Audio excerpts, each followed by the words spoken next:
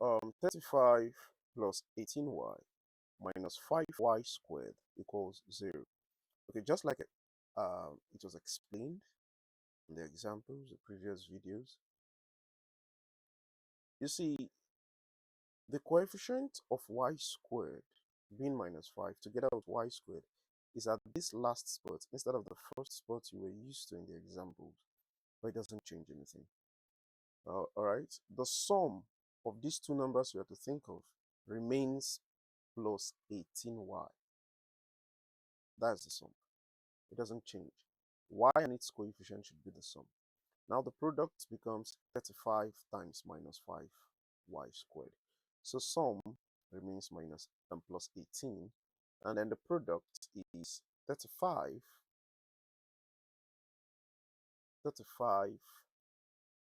times minus 5y squared, and that is minus 175y squared. Okay, now we have to think of two numbers. When we add them, we get 18y. When we multiply them, we get minus 175y. An easy way to think of this is just create two numbers with 18 in, like a difference of 18 in between them. If I say one number should be 10y, by the way, both numbers should have something y, something y.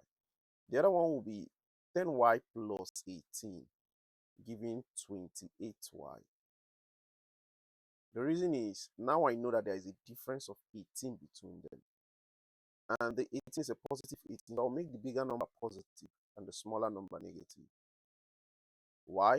Because when I multiply, I should get a negative product. It means one of these numbers is negative. You see that? So, and since the difference between them is exactly 18, when you say this plus this, you get positive 18 because the bigger number is positive.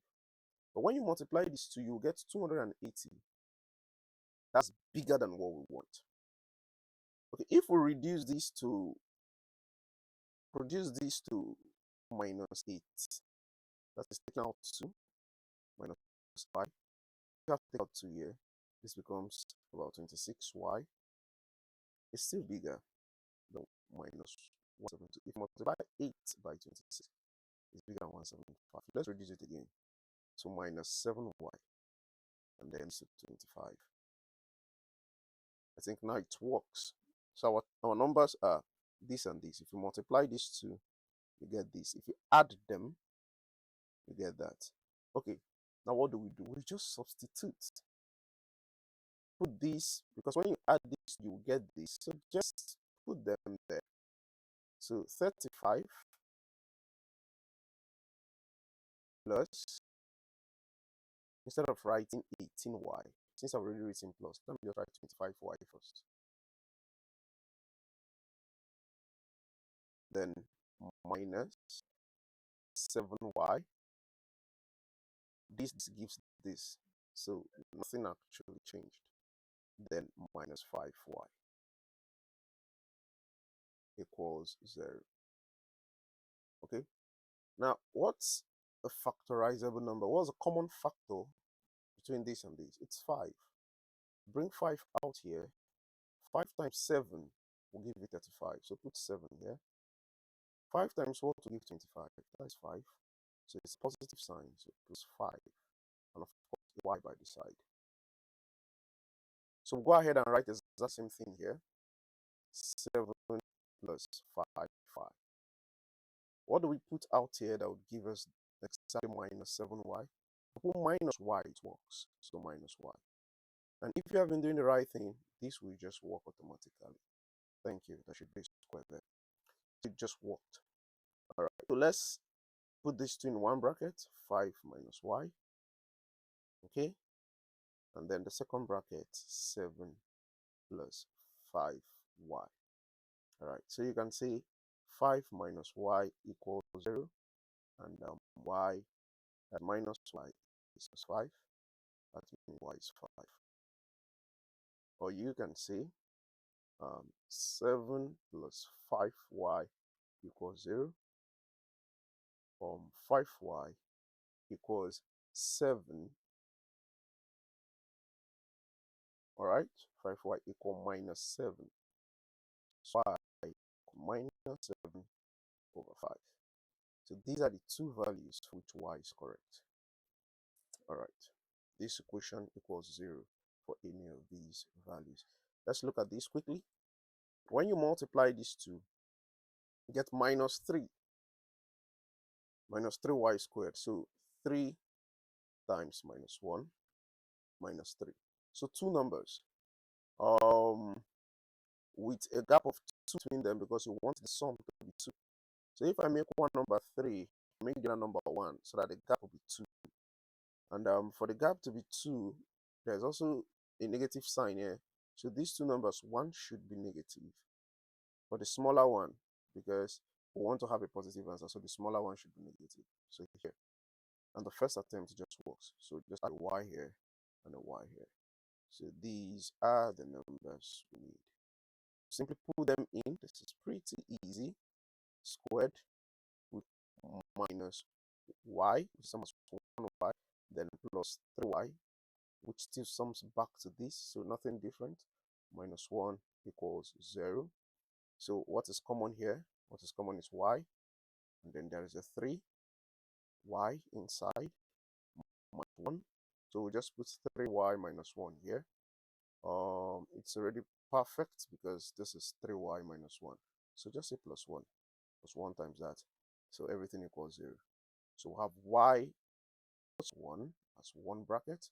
So y plus 1 as one bracket. And the second bracket is a common bracket. 3y minus 1.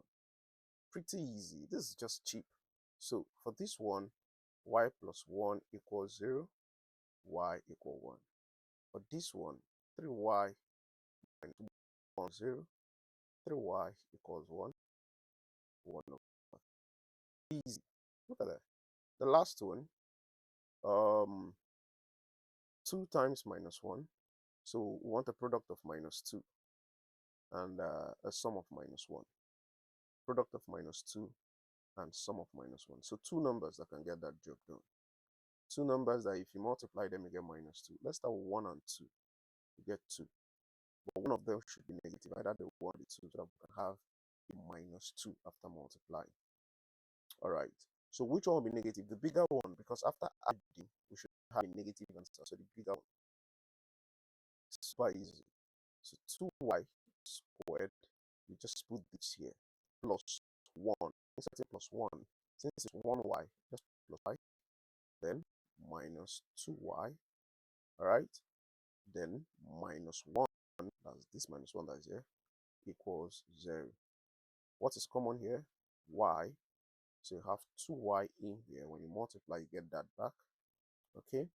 Then, because this is just this, we put plus 1. 1 times that gives that. Simple.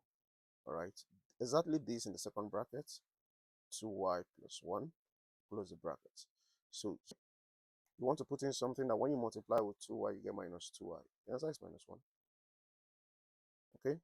So we bring these two to make one bracket, and then we bring these other two common ones to make one bracket. Okay, so for this one, y minus 1 equals 0. Y is 1. Okay, now for this other one, 2y plus 1 equals 0. So 2y is minus 1. Y is minus 1 over 2. That's it. Super easy.